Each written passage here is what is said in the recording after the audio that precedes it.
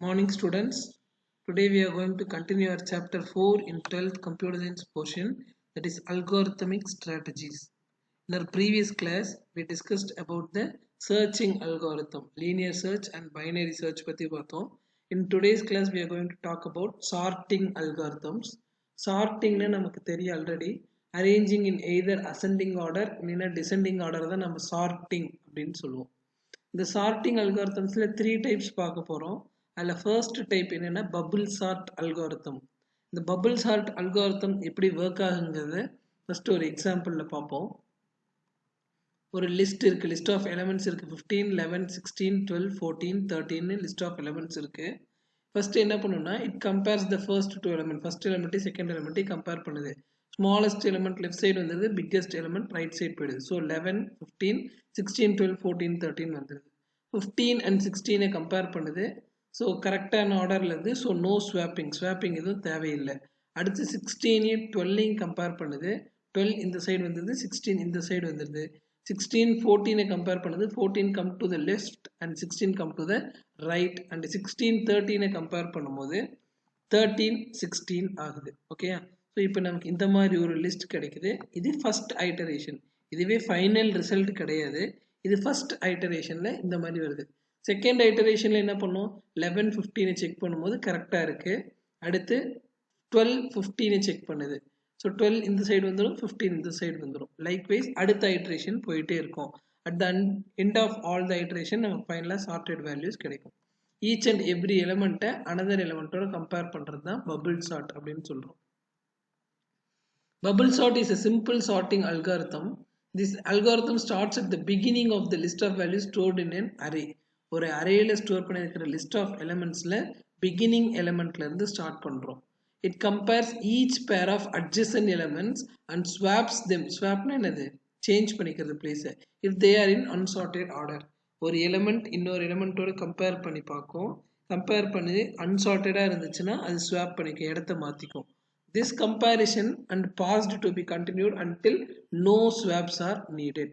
திரும்ப ஸ்வாப் பண்ணவே தேவையில்லை அப்படிங்கிற வரைக்கும் திரும்ப திரும்ப கம்பேரிஷன்ஸ் நடந்துகிட்டே இருக்கும். Which indicates that the list of values are stores in an array is sorted. Comparisons இனிமேட்டு தேவையில்லை, ஸ்வாப்பிங் தேவையில்லை அப்படிங்கிற சுச்சுவேஷன்ல என்ன அர்த்தம் அப்படின்னா எல்லாமே சார்ட் ஆயிடுச்சு, ப்ராப்பரான ரிசல்ட் நமக்கு கிடைச்சிருச்சு அப்படிங்கிற meaning. The algorithm is a comparison sort is named for the way smaller elements bubble to the top of the list. சின்ன சின்ன எலிமெண்ட்ல இருந்து டாப் ஆஃப் த எலிமெண்ட் வரைக்கும் சார்ட்டடா இருக்கிறது தான் பபிள் சார்ட் அப்படின்னு சொல்றோம். Although the algorithm is simple, it is slow and less efficient when compared to the insertion sort and other sorting techniques. ரொம்ப ரொம்ப சிம்பிள் தான் இந்த பபிள் சார்ட். ரொம்ப சிம்பிளா இருந்தாலுமே இட் இஸ் வெரி ஸ்லோ, ரொம்ப ஸ்லோ அண்ட் லெஸ் எஃபிஷியன்ட். மற்ற sorting algorithm compare பண்ணும்போது bubble sort ரொம்ப ரொம்ப less efficient. Assume list is an array of n elements. The swap function swaps the value of the given array element. Swap function என்ன பண்ணுது, pseudo code பாருங்க. Start with the first element. எப்பயுமே first elementல இருந்து start பண்ணிக்கோங்க, index 0ல இருக்கிறது. Compare the current element with the next element of the array. First start with the first element. Compare the first element with the second element of the array. அடுத்த எலிமெண்ட்டை compare பண்றோம். If the current element is greater than the next element, then swap them. So இந்த எலிமெண்ட்டோட பக்கத்தில் இருக்கிற element, இந்த element கிரேட்டராகவும் பக்கத்தில் இருக்கிற element ஸ்மாலராகவும் இருந்தால் என்ன பண்ணணும், ஸ்வாப் பண்ணணும். Swapping means interchanging.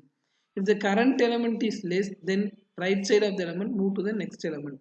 So current element தான் ஸ்மால் எலிமெண்ட்டாக இருந்துச்சுன்னா ஒன்றும் பண்ண தேவையில்ல, நெக்ஸ்ட் எலிமெண்ட் போகலாம். Go to step 1 and repeat until the end of the index is reached. திரும்ப திரும்ப திரும்ப திரும்ப பக்கத்தில் இருக்கிற எலிமெண்ட்டோட நம்ம என்ன பண்ணிகிட்டே இருக்கோம், கம்பேர் பண்ணிக்கிட்டே இருக்கோம். இதுக்கான பிக்டோரியல் ரெப்ரசன்டேஷன் தான் இது. The above example is for iteration 1. First ஐட்டரேஷன்ல இதெல்லாம் முடிஞ்சிருது. Similarly, remaining iterations can be done and the final iteration will give the sorted array. At the end of all iterations will get the sorted in a given order. 11 12 13 14 15 16 end of all the iterationல நமக்கு கிடைச்சிருது. இது bubble sort, comparing each element with the second element, next element. அடுத்து நாம் என்ன பண்ண பார்க்குறோம்னா selection chart பற்றி பார்க்க போகிறோம். செலக்ஷன் சார்ட் எப்படி ஒர்க் ஆகுது அப்படின்னு பார்த்தோம் அப்படின்னா, ஃபர்ஸ்ட் லிஸ்ட்டில் இருக்கிற எல்லா எலிமெண்ட்டையும் பார்த்துக்குது. லிஸ்ட்டில் இருக்கிறதுல எது ஸ்மாலஸ்ட் எலிமெண்ட்டுன்னு கம்பேர் பண்ணி அதை ஃபஸ்ட்டு பொசிஷனில் வந்து செட் பண்ணிடுது. ஓகே, ஸோ லிஸ்ட்லேயே இருக்கிறதுலையே ஸ்மாலஸ்ட் எலிமெண்ட் எதுன்னு ஃபைண்ட் அவுட் பண்ணி அதை ஃபஸ்ட் இண்டெக்ஸில் 0th இண்டெக்ஸில் கொண்டு வந்து செட் பண்ணிடுது. அடுத்து ரிமைனிங் எலிமெண்ட்டில் இருக்கிறதுல எது ஸ்மாலஸ்ட் எலிமெண்ட்னு கம்பேர் பண்ணி அது செகண்ட் பிளேஸில் வச்சிருது. ரிமைனிங் இருக்கிறதுல எது ஸ்மாலஸ்ட் எலிமெண்ட் கம்பேர் பண்ணி தேர்ட் பிளேஸில் வச்சிருது. ரிமைனிங் ஸ்மால் ஃபோர்த் அந்த மாதிரி. ஸோ இனிஷியல் அரேல ஸ்மாலஸ்ட் எலிமெண்ட் எது 11. ஸோ அதை ஃபர்ஸ்ட் பிளேஸ்க்கு கொண்டு போயிடுச்சு. ஸோ ரிமைனிங் இருக்கிறதுல 16, 13, 18, 14, 15ல ஸ்மாலஸ்ட் எலிமெண்ட் 13. ஸோ அது 13th பொசிஷனுக்கு கொண்டு போயிடுச்சு. மீதி இருக்கிற 4 எலிமெண்ட்ஸில் ஸ்மாலஸ்ட் 14, அதை நெக்ஸ்ட் பிளேஸ்க்கு கொண்டு வந்துருச்சு. ரிமைனிங் இருக்கிறதுல 15 ஸ்மாலஸ்ட் எலிமெண்ட் நெக்ஸ்ட் பிளேஸ், அடுத்தது 16, அடுத்தது 18. லைக்வைஸ் ஸ்மாலஸ்ட் எலிமெண்ட்டை ஃபைண்ட் அவுட் பண்ணி ஃபில் பண்ணிட்டே வர சார்ட்டிங் டெக்னிக் பேர் தான் selection sorting. The selection sort is a simple sorting algorithm that improves the performance of bubble sort by making only one exchange for every pass through the list. So bubble sort விட selection sort கொஞ்சம் efficient. ஏன்னா first ஐட்டரேஷன்லேயே ஏகப்பட்ட exchanges இருந்துச்சு bubble சார்ட்டில். ஒவ்வொரு ஐட்டரேஷன்லேயும் நிறைய exchange இருக்கும். But இந்த செலெக்ஷன் சார்ட்டில் it makes only one exchange for every pass. ஒரு ஐட்டரேஷனுக்கு ஒரு எக்ஸ்சேஞ்ச் மட்டும்தான் இருந்துச்சு. This algorithm will first find the smallest element in the array and swap it with the element in the first position of the array. Then it will find the second smallest element and swap the element with the second position and continue until the entire array is sorted. Okay, so first smallest element அது first position போயிடும், second smallest element second position போயிடும் சொல்லி ஒரு smallest element compare பண்ணி replace பண்ணிட்டே வரும். This algorithm repeatedly selects the next smallest element and swaps it into the right place for every pass. Hence it is called as selection sort. இதோட pseudo code எப்படி இருக்குன்னு பாருங்க. Start from the first element, that is 0 index. We search the smallest element in the array and replace it with the element in the first position. Move on to the second element position and look for the smallest element, and the smallest element second element oda replace பண்ணிக்குது. So likewise it goes on. This is repeated until the array is completely sorted. And the example so நம்ம பார்த்தோம். So நம்ம இந்த example explain பண்ணது தான் இங்க theory portionல கொடுத்திருக்காங்க. Third method is called as insertion sort. So bubble sort பத்தி பார்த்தோம், selection sort பத்தி பார்த்தோம். Insertion sort எப்படி work ஆகுது அப்படின்னா, list ஒரு list of elements இருக்குன்னா அதில் first element மட்டும் எடுத்துக்குது, அதை first positionல வச்சுக்குது. ஒரு பெரிய லிஸ்ட் இருக்கு, 14, 16, 44, 16, 83, 7, 67, 21, 34, 45, 10ங்கிறது இது ஒரு complete list. இந்த லிஸ்ட்ல ஃபர்ஸ்ட் என்ன பண்ணுது, ஃபர்ஸ்ட் எலிமெண்ட் மட்டும் எடுத்து பொசிஷன் 0th இண்டெக்ஸ்ல வச்சுக்குது, 44 எடுத்து. அடுத்து செகண்ட் பொசிஷன் எடுத்து உள்ள கொண்டு வரும்போது ரெண்டையும் கம்பேர் பண்ணி ஸ்மாலஸ்ட் எலிமெண்ட் லெஃப்ட் சைடும் பிக்கஸ்ட் எலிமெண்ட் ரைட் சைடும் கொண்டு வந்துருது. செகண்ட் எலிமெண்ட் உள்ள எடுத்துட்டு வரும்போது 16, 14, 60, 44, 16 கம்பேர் பண்ணும்போது 16 இந்த சைடு வந்துருது, 44 இந்த சைடு வந்துருது. அடுத்து தேர்ட் எலிமெண்ட்டை கொண்டு வருது, தேர்ட் எலிமெண்ட் இஸ் 83. ஸோ மூணையும் கம்பேர் பண்ணி ஸ்மாலஸ்ட் எலிமெண்ட் லெஃப்ட்லையும் பிக்கஸ்ட் எலிமெண்ட் ரைட்லையும் கொண்டு வந்துருது. அடுத்து ஃபோர்த் எலிமெண்ட் கொண்டு வருது 7. ஃபோர்த் எலிமெண்ட்டை 4 எலிமெண்ட்டையும் வரிசையாக அரேஞ்ச் பண்ணிக்குது. அடுத்து ஃபிஃப்த் எலிமெண்ட் வரும்போது ஃபிஃப்த் எலிமெண்ட்டையும் சேர்ந்து 5 எலிமெண்ட்டையும் ப்ராப்பராக அரேஞ்ச் பண்ணிக்குது. ஸோ இந்த இன்சர்ஷன் சார்ட்டில் என்ன ஆகுதுன்னா, ஒரு எலிமெண்ட்டாக லிஸ்ட்டில் இன்சர்ட் ஆகிட்டே வரும். இன்சர்ட் ஆக ஆக அதை சார்ட் பண்ணிக்கிட்டே வரும். இது புரியுது உங்களுக்கு? ஃபஸ்ட்டு ஒரு எலிமெண்ட்டை மட்டும் எடுத்துக்குது, அடுத்து 2 எலிமெண்ட்டை அரேஞ்ச் பண்ணுது, அடுத்து 3 எலிமெண்ட் எடுத்து வச்சு அரேஞ்ச் பண்ணுது, அடுத்து 4 எலிமெண்ட்ஸ் வச்சு அரேஞ்ச் பண்ணுது. Likewise it is go on. This method is called as insertion sort. Insertion sort is a simple sorting algorithm. It works by taking elements from the list one by one. Listல இருந்து ஒரு எலிமெண்ட்டா எடுத்து and inserting them in the correct position to a new sorted list. ஒரு எலிமெண்ட்டா லிஸ்ட்ல இருந்து எடுத்து கரெக்டான பொசிஷன்ல fix பண்ணிக்கிட்டே வருது. This algorithm builds the final sorted array at the end. This algorithm uses n number of passes to get final sorted list. 10 elements இருந்துச்சுன்னா 9 9 times வந்து இதை ஐட்டரேட் பண்ணும், பாஸ் பண்ணும். அப்போ தான் நமக்கு ஃபைனல் சார்ட்டட் லிஸ்ட் கிடைக்கும். இதோட சூடோ கோட், ஃபர்ஸ்ட் எலிமெண்ட்டை வந்து ஆல்ரெடி சார்ட்டடாக இருக்குது, பிக் த நெக்ஸ்ட் எலிமெண்ட், ரெண்டையும் கம்பேர் பண்ணி sorted sublist. So 44 இருக்குது already. இப்போ 44 6 tiering compare பண்ணி இது ஒரு sublist create பண்ணிக்கணும், அது sorted இருக்கணும். அடுத்து 83 கொண்டு வந்து இன்னொரு sorted list subsorted list create பண்ணணும். Shift all the elements in the sorted sublist that is greater than the value to be sorted, insert the value and repeat until the list is sorted. புரியுதா உங்களுக்கு? ஒரு எலிமெண்ட்டை insert பண்ணி sort பண்ணிக்கிட்டே வரும். Okay. At the end of the pass, the insertion sort algorithm gives the sorted output in ascending order. So 3 types of sorting techniques பார்த்தோம். Bubble sort, selection sort and insertion sort. Next topic we are going to see is dynamic programming. Dynamic programming is somewhat similar to modularity அப்படின்னு சொல்லலாம். Breaking the big program into small steps. அதான் நம்ம மாடுலாரிட்டின்னு சொல்லுவோம். இங்கே என்ன பண்ணுறோம்னா இந்த சின்ன ஸ்டெப்ஸ்ல இருந்து கிடைக்கிற அவுட்புட்டையே நிறைய டைம் ரீயூஸ் பண்ணுறோம் இன் டைனமிக் ப்ரோக்ராமிங். ஒரு பெரிய ப்ராப்ளமை சின்ன சப் ப்ராப்ளம்ஸாக டிவைட் பண்ணி அந்த சப் ப்ராப்ளம்ஸில் கிடைக்கிற ரிசல்ட்டையே திரும்ப ரீயூஸ் பண்ண போகிறோம். ஸோ இது ஒரு எக்ஸாம்பிளோட எப்படி நான் உங்களுக்கு எக்ஸ்பிளைன் பண்ணலாம் அப்படின்னு பார்த்தேன் அப்படின்னா, ஸோ நம்ம ஃபிபோனசி சீரீஸ் கால்குலேட் பண்ணுறதுக்கு இதை நம்ம யூஸ் பண்ணலாம். Fibonacci series. Fibonacci series உங்களுக்கு ஆல்ரெடி தெரியும்னு நினைக்கிறேன். இந்த சீரீஸோட ஃபர்ஸ்ட் எலிமெண்ட் 0வா இருக்கும், செகண்ட் எலிமெண்ட் 1ஆ இருக்கும். தேர்ட் எலிமெண்ட் எப்படி கால்குலேட் பண்றது? 0 + 1 1 அப்படின்னு சொல்றோம். ஃபோர்த் எலிமெண்ட் எப்படி கால்குலேட் பண்றது? 1 + 1 2. Fifth element 1 + 2 3. Sixth element 3 + 2 5. Next element 5 + 3 8. So கடைசியாக இருக்கிற ரெண்டு எலமெண்ட்டை ஆட் பண்ணிகிட்டே வந்தோம்னா நமக்கு என்ன ஆகும்? ஃபிபோனசி சீரீஸ் நம்மளால் கால்குலேட் பண்ண முடியும். புரியுதா? ஃபர்ஸ்ட் எலமெண்ட் 0வா இருக்கும், செகண்ட் எலமெண்ட் 1ஆ இருக்கும். இந்த 2 எலமெண்ட் ஆட் பண்ணோம்னா தேர்ட் எலமெண்ட் கிடைச்சிடும். அடுத்து 2 எலமெண்ட் ஆட் பண்ணோம்னா நெக்ஸ்ட் எலமெண்ட். ஸோ ரெண்டு எலமெண்ட் ஆட் பண்ணி நெக்ஸ்ட் எலமெண்ட் ஃபைண்ட் அவுட் பண்ணிகிட்டே வர சீரீஸ் தான் ஃபிபோனசி சீரீஸ் அப்படின்னு சொல்கிறோம். இந்த ஃபிபோனசி சீரீஸ் கால்குலேட் பண்ணுறதுக்கு ஒரு ஃபார்முலா மாதிரி கொடுத்துருக்காங்க. என்ன கொடுத்துருக்குறாங்க அப்படின்னா, fib n equal to fib n minus 1 plus fib n minus 2 அப்படிங்கிற ஃபார்முலா யூஸ் பண்ணலாம். ஸோ இதுக்கும் நம்ம டைனமிக் ப்ரோக்ராமிங்க்கு என்ன ரிலேஷன் அப்படிங்கிறது சொல்கிறேன். சப்போஸ் நான் fib ஆஃப் 4க்கு கால்குலேட் பண்ணணும் அப்படின்னு வச்சுக்கோயே. ஸோ அதுக்கு என்ன பண்ணணும்னா இந்த ஃபார்முலாவில் அப்ளை பண்ணோம்னா 4 - 1 என்ன கிடைக்கும்? fib ஆஃப் 3 கிடைக்கும். இன்னொரு சைடில் என்ன கிடைக்கும்? fib ஆஃப் 2 கிடைக்கும் இல்லையா? ஸோ 4 இங்கே அப்ளை பண்ணோம்னா 4 - 1 3 அண்டு 4 - 2 2 கிடைக்கும். ஸோ இந்த fib ஆஃப் 3 நான் என்ன ஃபர்தராக கிளாஸிஃபை பண்ணுறேன். இப்போ இந்த fib 3 கிளாஸிஃபை பண்ணும்போது என்ன கிடைக்குது அப்படின்னு பார்த்தோம்னா, fib 2 இங்கே என்ன கிடைக்குது? இன்னொன்று fib ஆஃப் 1. ஸோ இந்த fib ஆஃப் 2க்கு என்ன கிடைக்குதுன்னு பார்த்தோம்னா என்னென்ன கிடைக்கும்?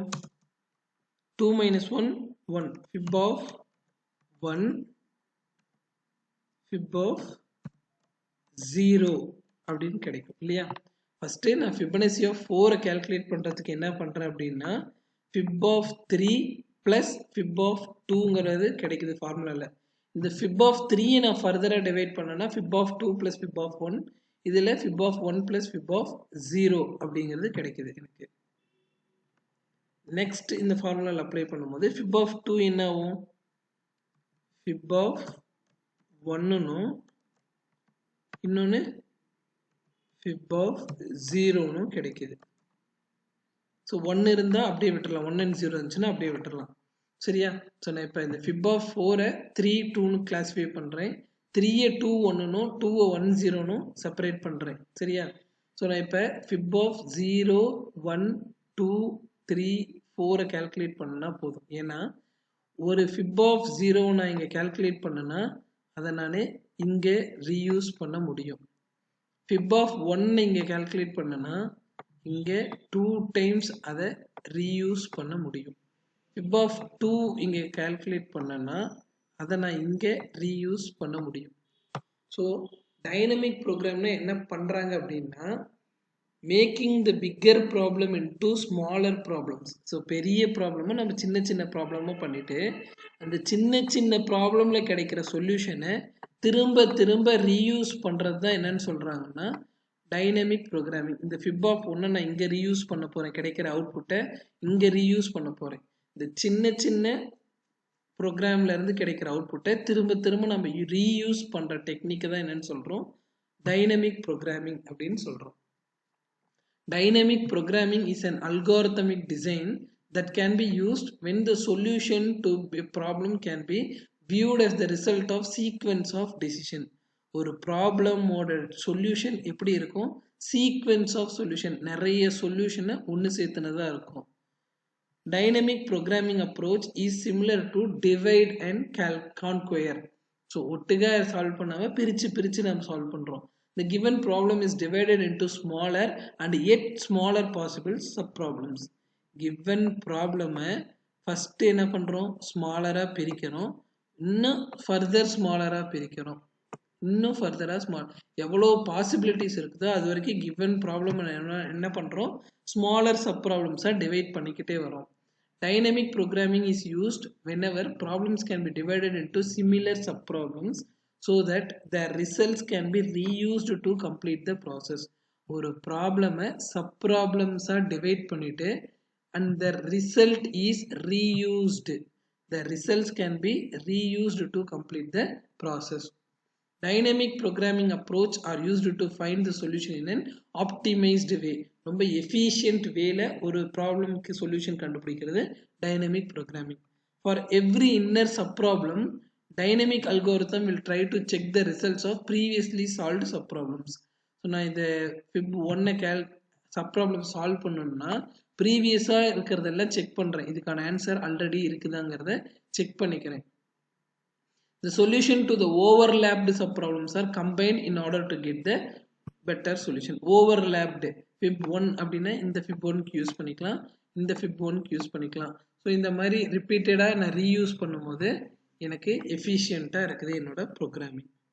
டைனமிக் ப்ரோக்ராமிங்க்கு என்ன பண்ணணும், the given problem will be divided into small overlapping subproblems. சின்ன சின்ன subproblems நம்ம டிவைட் பண்ணிக்கிறோம். and optimum solution for the given problem can be achieved. எப்படி ஒரு efficient solution கிடைக்கும்னா by using the result of smaller subproblem. ஒரு smaller subproblemல கிடைக்கிற ரிசல்ட்டை திரும்ப திரும்ப நம்ம ரீயூஸ் பண்றதுனால we will get the optimum result. These dynamic algorithms use memoization. Memoization is an optimization technique used primarily to speed up the computer program. So ஒரு computer programming ஸ்பீடை என்ன பண்ணுறோம், இன்க்ரீஸ் பண்ணுறோம். எந்த டெக்னிக் யூஸ் பண்ணி increase பண்ணுறோம்னா மெமோரைசேஷன் அப்படிங்கிற ஒரு டெக்னிக் யூஸ் பண்ணி ப்ரோக்ராமிங் ஸ்பீடை இன்க்ரீஸ் பண்ணுறோம். எப்படி இன்க்ரீஸ் பண்ணணும்னா by storing the results of expensive function calls. அடிக்கடி கால் பண்ற ஒரு ஃபங்க்ஷன் காலோட ரிசல்ட்டை கேட்ச் மெமரியில ஸ்டோர் பண்ணிக்கிறோம். நமக்கு ஆல்ரெடி தெரியும் கேட்ச் மெமரியிலேருந்து ரொம்ப ஃபாஸ்ட்டாக நம்ம டேட்டாவை என்ன பண்ண முடியும், ரிட்ரீவ் பண்ண முடியும். ஸோ இந்த மெமோரைசேஷன் டெக்னிக்கில் என்ன பண்ணுறோம்னா எக்ஸ்பென்சிவ் ஃபங்க்ஷன் கால்ஸ், அடிக்கடி யூஸ் பண்ணுற ஃபங்க்ஷன் கால்ஸை அதோட ரிசல்ட்டை நம்ம கேட்ச் மெமரியில் சேவ் பண்ணி வச்சுக்கிறோம். ஸோ ரொம்ப ஃபாஸ்ட்டாக டேட்டா ரிட்ரீவ் பண்ணுறதுனால ப்ரோக்ராமிங் எஃபிஷியன்சி என்ன ஆகிடுது, இன்க்ரீஸ் ஆகிடுது. And returning the cached result when the same input occur again. இந்த இடத்துல இல்லை, ஃபஸ்ட்டு இப்போ நான் fib of 1 அப்படிங்கிறத கொண்டு போய் கேட்சில் ஸ்டோர் பண்ணிக்கிட்டேன்னா சேம் ப்ராப்ளம் திரும்ப திரும்ப வரும்போது நான் என்ன பண்ணுறேன்னா என்னோட கேட்ச் மெமரியிலேருந்து ரிசல்ட்டை எடுத்துக்கிறேன். அதனால ப்ரோக்ராமிங் ஸ்பீட் என்ன இருக்குது, ஃபாஸ்ட்டாக இருக்குது. such technique is called as memoization technique. இந்த Fibonacci சீரிஸோட எக்ஸாம்பிள் பார்த்தோம் இல்லையா, அதை இங்கே கொடுத்துருக்காங்க. Fibonacci series generates the subsequent number by adding two previous numbers. முன்னாடி இருக்கிற 2 நம்பர் ஆட் பண்ணி தான் தேர்டு நம்பரை ஜென்ரேட் பண்ணுது. அதுதான் இங்கே பார்த்தோம் இல்லையா. ஸோ 0வையும் 1ஐயும் ப்ளஸ் பண்ணி 1, 1ஐயும் 1ஐயும் ப்ளஸ் பண்ணி 2, 1 2வும் ப்ளஸ் பண்ணி 3. So it gives the result by adding the previous 2 numbers. Generates the subsequent number. அடுத்த நம்பர் எப்படி ஜென்ரேட் பண்ணுது, previous two numbers add பண்ணி generate பண்ணுது. It starts from two numbers 0 and 1. Initial values என்னவா இருக்கு 0 and 1 இருக்கு. ரெண்டு நம்பர் இருந்தால் தான் தேர்ட் நம்பர் ஃபைண்ட் அவுட் பண்ண முடியும். அந்த ஃபர்ஸ்ட் ரெண்டு நம்பர் என்னென்னவா இருக்கு 0 and 1 and it can be satisfied by the following condition. இந்த ஃபார்முலா யூஸ் பண்ணி நம்ம ஃபைண்ட் அவுட் பண்ணி Fibonacci series calculate பண்ணலாம். அதோட டைனமிக் அப்ரோச் எப்படின்னு கொடுத்துருக்காங்க. என்ன பண்ண சொல்லியிருக்காங்க ஃபர்ஸ்ட் F0 ஃபர்ஸ்ட் எலிமெண்ட்டை 0னும் அடுத்த எலிமெண்ட்டை 1னும் இனிஷியலைஸ் பண்ணிக்கிறாங்க.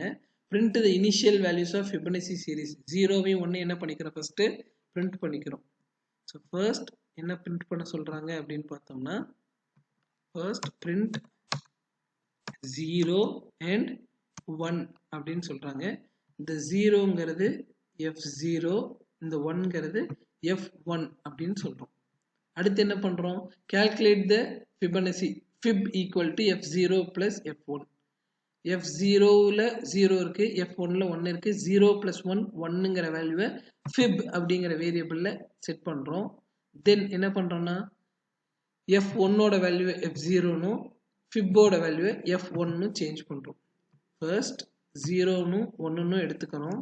அடுத்து என்ன பண்றோம் ரெண்டையும் பிளஸ் பண்ணி fibங்கிற அடுத்த எலிமெண்ட்ல ஸ்டோர் பண்றோம். So this is F0, this is F1, this is fib. Okay இப்போ இந்த ப்ராசஸ்க்கு அப்புறம் என்ன பண்றோம்னா இந்த F1ல இருக்கிறத F0 ஆவும் fibல இருக்கிறத F1 ஆவும் எடுத்துக்கிறோம்.